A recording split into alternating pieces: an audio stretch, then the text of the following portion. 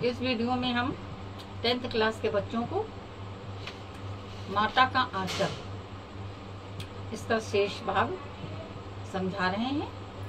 बच्चे ध्यानपूर्वक सुने।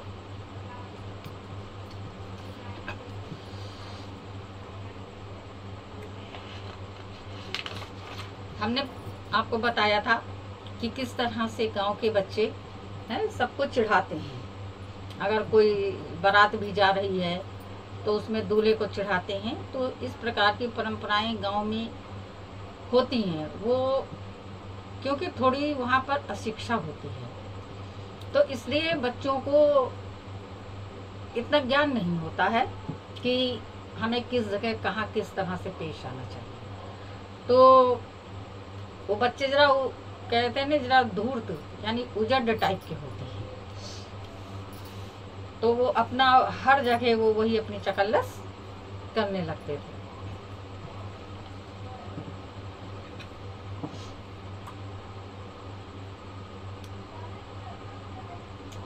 आम की फसल में कभी कभी खूब आंधी आती और आंधी के कुछ दूर निकल जाने पर हम लोग बाग की ओर दौड़ पड़ते। वहाँ चुन चुन कर भूले भूले बूटी आम चबाते थे। एक दिन की बात है कि आंधी आई और पट पड़ गई। आकाश काले बादलों से ढक गया। मेघ गरजने लगे, बिजली कौने और ठंडी हवा सनसनाने लगी। पेड़ झूमने और जमीन छूने लगे। हम लोग चिल्ला उठे, 1 पैसा की लाई, बाजार में छितराई, बरखा उगरे बिलाई। लेकिन बरखा ना रुकी और मुद्रा पानी होने लगा। हम लोग पेड़ों की जड़ से धड़ से सट गए, जैसे कुत्ते के कान में अठई चिपक जाती है। मगर बरखा जमी नहीं, थम गई।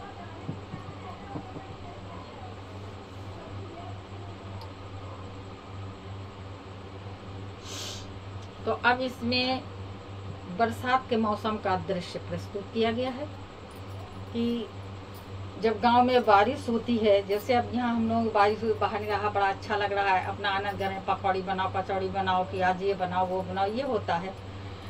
परंतु देहातों में क्या होता है, गांव में क्या होता है कि अगर मौसम ठंडा हुआ या आंधी का कोई दिखाई दे रहा है कि तेज हवा चलेगी, तो गर्मियों का मौसम है, आम का मौसम है, तो उस समय बच्चों के मन में बस ये आता है कि चलो बाग में भाग चलते हैं फटाफट, और वहाँ पर क्या है, सुंदर सुंदर स्वादिष्ट आम गिरेंगे, वो हम लोग खाएंगे। तो मतलब इसमें जो है गांव का परिवेश किस प्रकार का होता है, क्या क्या वहाँ पर होता है, किस मौसम में क्या होता है, इसका भी वर्णन है इसमें बहुत सुंदर।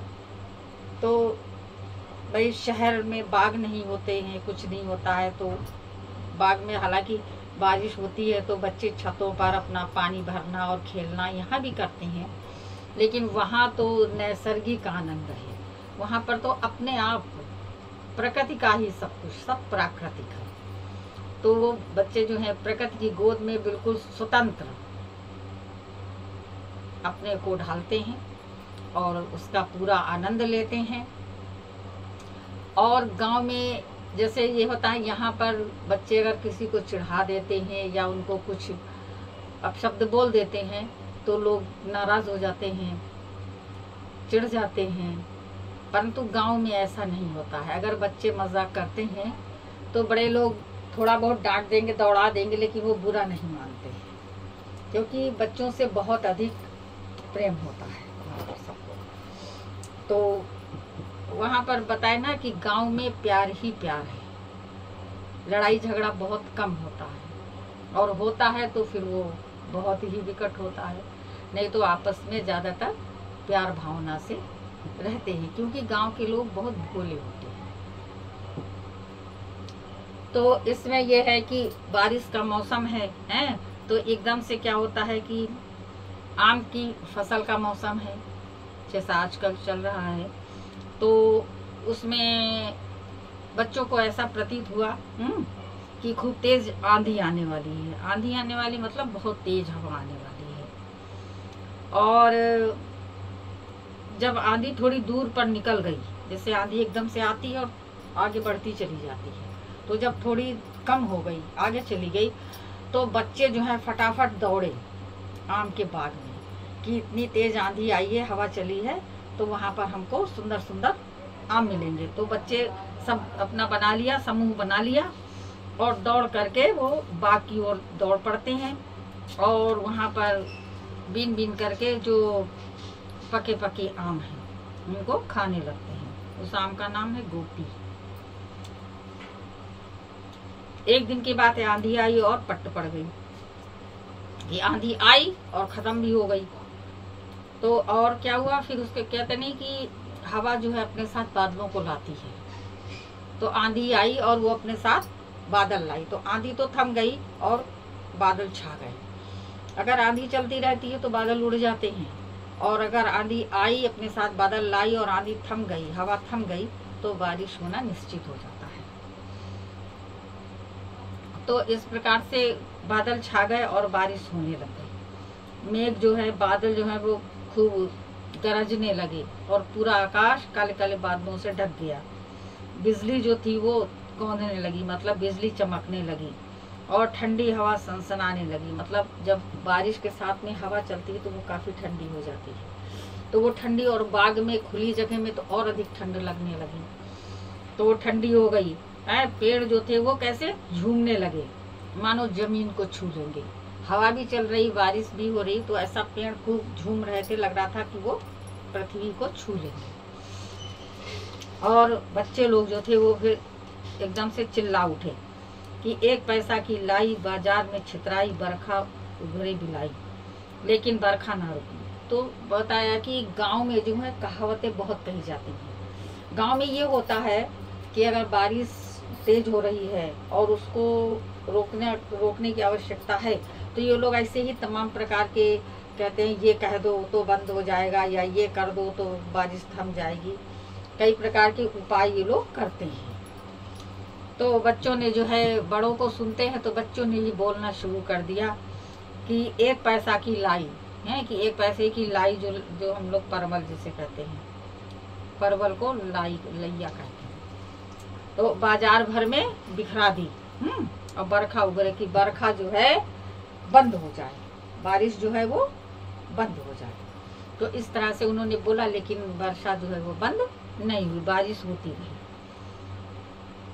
और जब उन्होंने ऐसा बोला ना, तो वर्षा बजाय रुकने के और अधिक तेज हो गई और रुकी ही नहीं।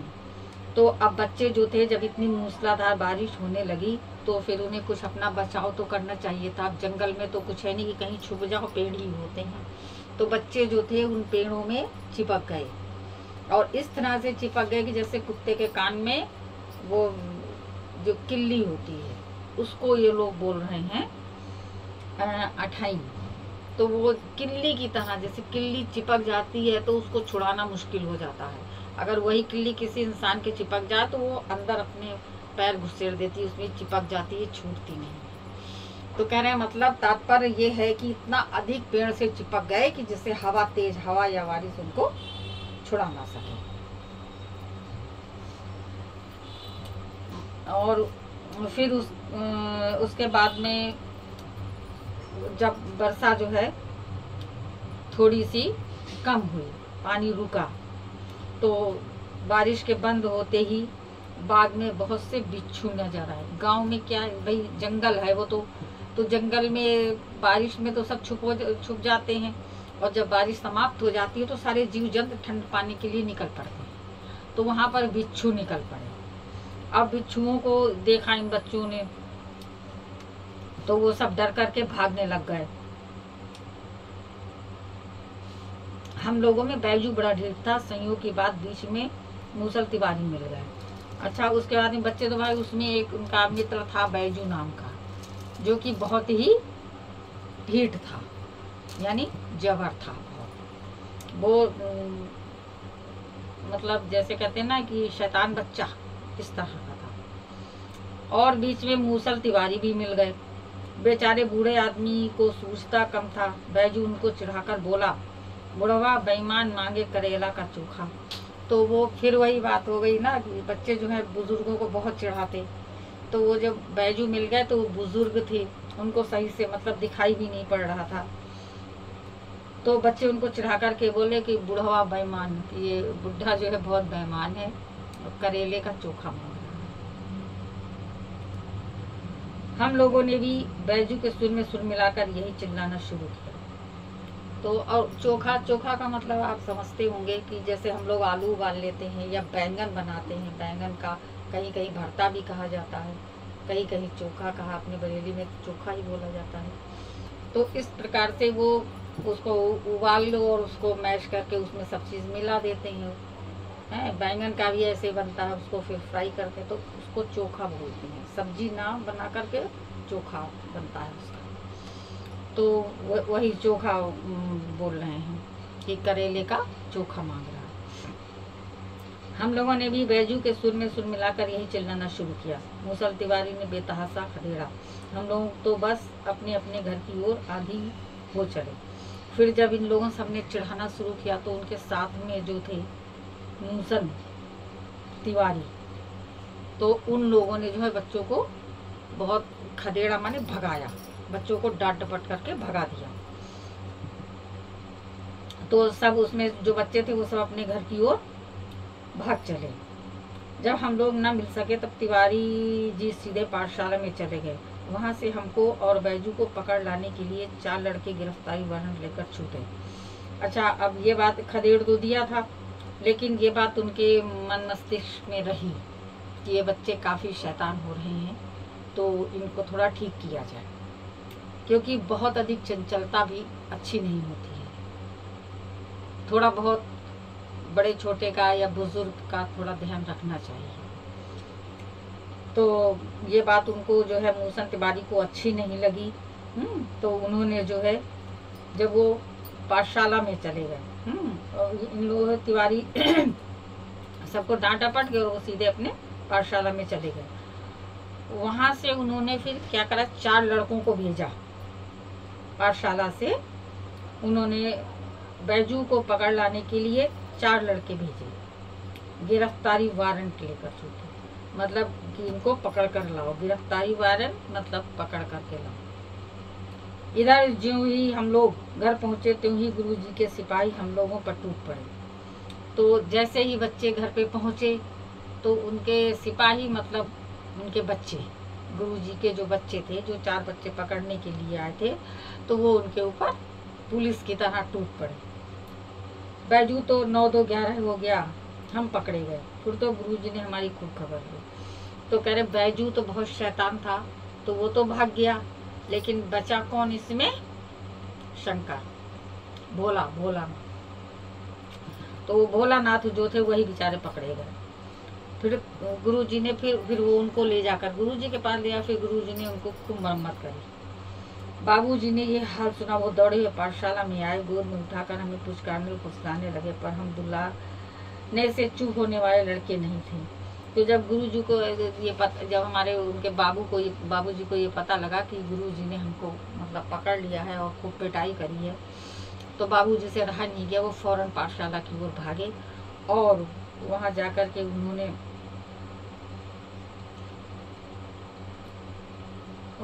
गोद में उठा लिया और गोद में उठाकर उन्हें खूब पुचकारने लगे, लाड़ प्यार उनका करने लगे, उनको दुलारने लगे।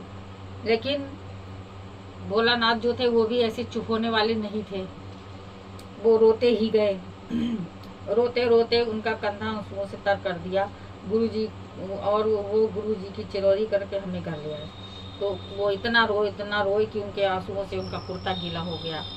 फिर जो है बाबूजी ने गुरुजी से चिरौरी माने प्रार्थना की, विनती की है कि भाई छोड़ दो, गलती हो गई, माफ़ कर दो। इस तरह से उनसे कह करके उनको जो है अपने घर को चल दिए। रास्ते में फिर हमारे साथी लड़कों का झुंड मिला, वे जोर से नाचते और गाते थे। तो अब रास्ते में जब वो आए उनको लेकर के, तो उनको फिर वही बच्चों का समूह मिल गया भोलानाथ को, और वो जोर जोर से नाचते और गाते थे। माई पकाई गरर गरर पुआ, हम खरीदे पुआ और खेलब जुआ। तो अब क्या बोल रहे हैं बच्चे हैं, मतलब नाच रहे हैं, गा रहे हैं कि माई जो है वो गरम गरम पुए बनाएगी और हम खाएंगे पुए और खेलेंगे जुआ, मतलब खेल खेलेंगे। तो वहाँ इन सब चीज़ों को मतलब गंदा नहीं मानते हैं कि जैसे कि हम लोग कहते हैं बच्चों से ताश नहीं खेलो, ये नहीं खेलिए, अच्छी चीज़ नहीं है, पर वहाँ सब खुलेआम होता है, बच्चे सब खेलते हैं, बच्चे बड़े सब। तो कुछ चीज़ें ऐसी हैं जो कि वहाँ पर अच्छी नहीं हैं। गांव में अभी इतना अधिक समझदारी नहीं आई है कि क्या हमें मतलब करना उचित है, क्या नहीं उचित है, बच्चों के सामने क्या करना चाहिए, क्या नहीं करना चाहिए, बच्चों को गलत आदतों से रोकना चाहिए। तो इस तरह का वातावरण वहाँ पर अभी नहीं है, क्योंकि अशिक्षा है। तो जो बच्चों को मन में आता करते हैं, और बड़ों को भी जो मन में आता है बच्चों के सामने करते हैं। उन्हें गलत सही का अधिक जो है वो ज्ञान नहीं होता। फिर क्या था, हमारा रोना धोना भूल गया, हम हट करके बाबूजी की गोद से उतर पड़े और लड़कों की मंडली में मिल गया और तान सुर आलापने लगे। वो सब लड़के सामने मकई के खेत में दौड़ पड़े, उसमें चिड़ियों का झुंड रहा था, दौड़ दौड़ उन्हें पकड़ने लगे। आई एक भी हाथ ना आई, हम खेत में अलग ही खड़े होकर गा रहे थे। तो अब फिर ये अपने जो थे इनका रोना धोना खत्म हो गया भोलानाथ का, और बच्चों के संग में फिर अपने खूब खेलने लग गए हैं, नाचने कूदने लगे सबके साथ में। और फिर मक्का का खेत होता है उसमें पहुंच गए, और उसमें जो था मक्का के खेत में तमाम चिड़ियाँ थीं। फिर उन चिड़ियों को पकड़ने के लिए दौड़ पड़े, परंतु चिड़िया तो उड़ गई, चिड़िया तो हाथ में आई नहीं और वो उड़ गई राम जी की। और फिर उसके बाद में वहाँ पर खड़े होकर के गाने लग गए कि राम जी की चिड़ई, राम जी का खेत, खा लो चिड़ई भर भर पेट। ये राम जी की चिड़िया है और राम जी का ही खेत है। तो कह रहे हैं राम जी की चिड़ैया मतलब चिड़िया, तुम लोग जो है खूब भर पेट के खाओ, भर पेट खाना खा लो, अपना भोजन कर लो। हमसे कुछ दूर बाबूजी और हमारे गांव के कई आदमी खड़े होकर तमाशा देख रहे थे और यही कहकर हंसते थे कि चिड़िया की जान जाए, लड़कों का खिलौना। सचमुच लड़के और बंदर पराई पीर नहीं समझते हैं।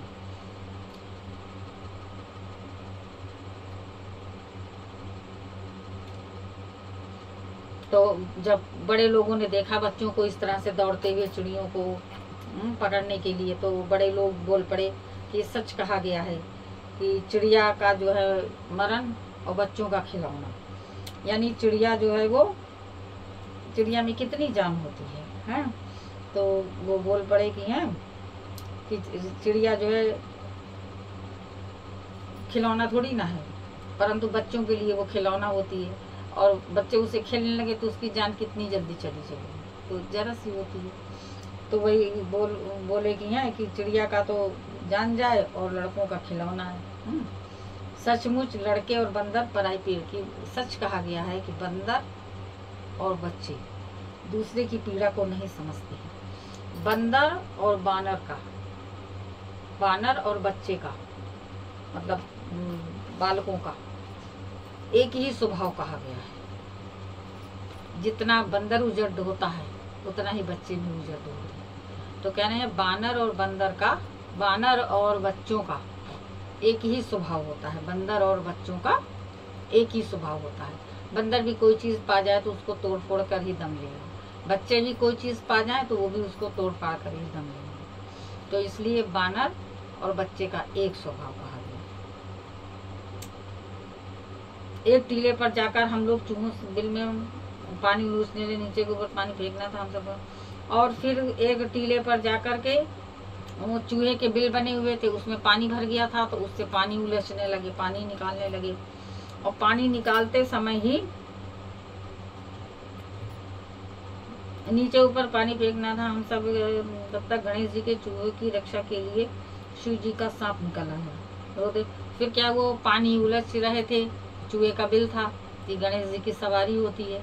तो गणेश जी के वो जैसे ही कह रहे हैं कि गणेश जी के चूहे की रक्षा कर रहे थे, तभी तक एक वहाँ पर सांप निकल आया। बच्चे जो है चिल्लाते चिल्लाते भागे, बहुत तेज भागे। कोई और भागने में क्या हुआ, सब एक साथ झुंड बनाए हुए थे, तो कोई गिरा, कोई पड़ा, कोई किसी के ऊपर गिर गया। इस तरीके से सब आंधी की तरह वहाँ पर सांप को देख करके भागे। और कोई औंधा गिरा, कोई अंटा चित्त। तो जब वो अचानक बेतहासा माने अचानक बहुत तेजी से सब हड़बड़ा करके भागे, तो जब किसी की टक्कर लगी तो कोई सीधा गिर गया, किसी के ऐसे टक्कर लगी कि वो मुंह के बल गिर गया।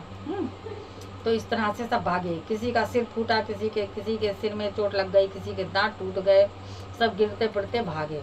हमारी सारी रीढ़ हो गई, पैरों के तलवे कांटों से चलनी हो गए। और उनको क्या, भागने में जंगल में तो कांटे ये सब होता ही है, तो पैरों में मार कांटे लग गए, खून निकल आया तमाम। तो शरीर पूरा जो था वो लहूलुहान हो गया, सब जगह से खून निकल रहा था। हम एक सुर से दौड़े हुए आए और घर में घुस गए। उस समय बाबूजी बैठक के उसारे में बैठक हुक्का गुड़गुड़ा रहे थे। उन्होंने हमें बहुत पुकारा, पर उनकी अनसुनी करके हम दौड़ते हुए मैया के पास ही चले गए, जाकर उसी की गोद में शरण ली। तो हम कह रहे हैं कि ये सब मिल करके एक सुर से दौड़े हुए आए, कि एक साथ सब दौड़ करके आए और घर में घुस गए। और उसमें बाबूजी बैठक में बैठक के ओसारे में बैठकर, कि बैठक का जो बारंडा होता है, बरामदा जिसे कहते हैं, तो उसमें बैठ करके कि वो हुक्का गुड़गुड़ा रहे थे, यानी हुक्का पी रहे थे। उन्होंने उसको बहुत आवाज़ लगाई कि भोलानाथ आओ, क्या है, मतलब आवाज़ लगाई, लेकिन वो उनकी अनसुनी कर गए, क्योंकि उस समय थके हुए थे, चोट लगी हुई थी। जब बच्चे को कोई तकलीफ या परेशानी होती है तो वो बाप की अपेक्षा माँ की ही गोद में जाकर के संतुष्ट होता है, उसकी सारी पीड़ा वहीं पर समाप्त होती है। कोई भी तकलीफ हो तो बाप की याद नहीं आती है, माँ की ही याद आती है। और मुँह से यही शब्द भी निकलता है, हाय माँ, हाय मम्मी, यही निकलता है। तो जब बच्चा पीड़ित होता है, कोई उसको परेशानी दुख होता है, तो वो माँ की ही शरण में जाता है, और माँ के आंचल से ही उसको जो है छाँव मिलती है, उसको आराम मिलता है। तो वो भोलानाथ भी गए और अपनी मैया के पास उनकी गोद में शरण ली, यानी उनकी गोद में जाकर बैठ गए। मैया चावल अमनिया कर रही थी, हम उसी के आंचल में छिप गए। हमें डर से कांपते देखकर वो जोर जोर से रो पड़ी और सब काम छोड़ बैठी। अधीर हुआ हमारे भय का कारण पूछने लगी। कभी हमारे अंग भर कर दबाती और कभी हमारे अंगों को अपने आंचल से पोंछकर हमें चूम लेती। बड़े संकट में पड़ गई। उसके पश्चात जब भोलानाथ को देखा कि ये बहुत डरे हुए हैं, हमारे घबराए हुए हैं, और मैया जो है वो क्या कर रही थी, चावल साफ कर रही थी। तो जब वो देखा कि उसी के आंचल में जाकर के ये भोलानाथ छिप गए, तो हम और डर से खूब थर थर थर काँप रहे थे। तो वो जोर से काँपते देख वो जोर से रो पड़ी और सब काम। तो जब माँ ने देखा कि उसका बच्चा इतना डर से काँप रहा है, तो माँ रोने लगी और जाकर के जल्दी से उनको अपनी गोदी में उसको भर लिया है और रो पड़ी कि, और सारे काम जहाँ के तहाँ वैसे ही छोड़ दिए। तो कहते हैं कि माँ जो है वो बच्चे की परेशानी नहीं देख सकती है, बच्चे की पीड़ा माँ से सहन नहीं होती है। तो वो दौड़ पड़ी और रोने लग गई और उससे पूछने लगी कि क्या बात है, तुम्हारे डर का क्या कारण है। कभी उसका मुंह पोंछती, कभी उसके अंगों को देखती, कभी पल्लू से अपने आंचल से उसके अंगों को साफ करने लगती और पूछती कि क्या बात है, तुम इतने क्यों डरे हुए हो। और बड़े संकट में, और उसके बाद भी जब वो नहीं बोला तो वो बहुत अधिक संकट में खुद पड़ गई कि आखिर क्या बात है, बच्चा हमारा इतना क्यों डर गया है। झटपट हल्दी पीस कर हमारे घाव पर थोपी गई। घर में कोहरा मच गया। हम केवल धीमे सुर से सा सा सा करते हुए मैया के आंचल में लुके चले जाते थे। तो ये सांप को देखकर इतना डर गए थे कि इनका डर अभी तक समाप्त नहीं हुआ था। माँ हल्दी पीस करके लाई, उसके जख्मों पे हल्दी का लेप किया, और उसके बाद मैया ने पूछा क्या बात है, क्यों इतना डरे हुए हो। तो डर के मारे अभी भी इतना भोलानाथ डरे हुए थे कि उनके मुंह से जो है आवाज़ नहीं निकल रही थी, तो सा सा सा करके ही रह गए और माँ के आंचल से छुप गए। सारा शरीर थर थर काँप रहा था, रोंगटे खड़े हो गए थे। हम आंखें खोलना चाहते थे पर वे खुलती न थी। हमारे कांपते हुए होठों को मैया बार बार निहार कर रोती और बड़े लाड से हमें गले लगा लेती थी। इसी समय बाबूजी दौड़े आए, आकर झट हमें मैया की गोद से अपनी गोद में लेने लगे, पर हमने मैया के आंचल की प्रेम और शांति की चंदेरी की छाया ना छोड़ी। तो फिर मतलब बाहर बाबूजी को भी, बाबूजी जो थे उन्होंने भी, वो भी दौड़ करके क्या ऐसी क्या बात हो गई है, कि जो भोलानाथ इतना डरे हुए हैं, बाहर से आए और आकर के उन्होंने उसको देखा कि आखिर ये इतना क्यों डरा हुआ है। आए आकर के उन्होंने उसको लेना चाहा माँ की गोदी से कि लाओ हम ले लें उसको थोड़े। लेकिन क्या हुआ कि उस समय बताया कि जब बच्चा परेशान होता है, डरा हुआ होता है, कोई उसके अंदर भय होता है, कोई उसको तकलीफ परेशानी होती है, तो उस समय बच्चा किसी के पास नहीं जाता। कोई कितना प्रिय हो, परंतु माँ से अधिक प्रिय कोई नहीं होता है। तो बच्चा जो है उस समय अपनी माँ की गोद को नहीं छोड़ता है, अपनी माँ के आंचल को नहीं छोड़ता है। तो यही किया भोलानाथ ने। जब बाबूजी आए और उन्होंने उसको उठाना चाहा कि लाओ थोड़ी देर हम इसको ले लें और इसको हम प्यार करें, लाड़ करें, इसका डर दूर हो जाए, लेकिन भोलानाथ ने माँ का जो आंचल पकड़ लिया था तो उसको छोड़ा नहीं। बाबूजी भी उसको छुड़ा नहीं पाए। तो माँ और बेटे का कि ये ममता और ये प्यार होता है, और ये बच्चा भी अच्छी तरह से जानता है कि जब वो कोई परेशानी है तो उसको माँ ही दिखती है। फिर भी आगे चल के बच्चा इस चीज़ को भूल जाता है कि माँ जो है जैसे ईश्वर हमारी रक्षा करता है, ऐसे माँ जो है वो बच्चे की हर समय रक्षा करती है, उसके सुख दुख का ख्याल रखती है, उसकी हर छोटी बड़ी बात को सुनती है, समझती है, और बच्चे को हर सही और गलत का मार्गदर्शन माँ ही करती है। तो इसलिए बच्चों, माँ से बढ़कर किसी का स्थान नहीं होता है। माँ का सदैव सम्मान करना, माँ का सदा कहना मानना है, माँ की सेवा करना, इससे बड़ा कोई धर्म नहीं है। किसी तीर्थ की आवश्यकता नहीं है। जो बच्चा अपनी माँ को प्रसन्न रखता है, अपने माँ बाप की सेवा करता है, उसका कहना मानता है, तो उसके लिए हर कठिन से कठिन मार्ग जो है वो सुलभ हो जाता है। आपका पाठ यहीं पर समाप्त होता है। हमारी वीडियो आपको पसंद आई हो तो वीडियो को लाइक कर दें और चैनल को सब्सक्राइब करके बेल आइकन दबा दें।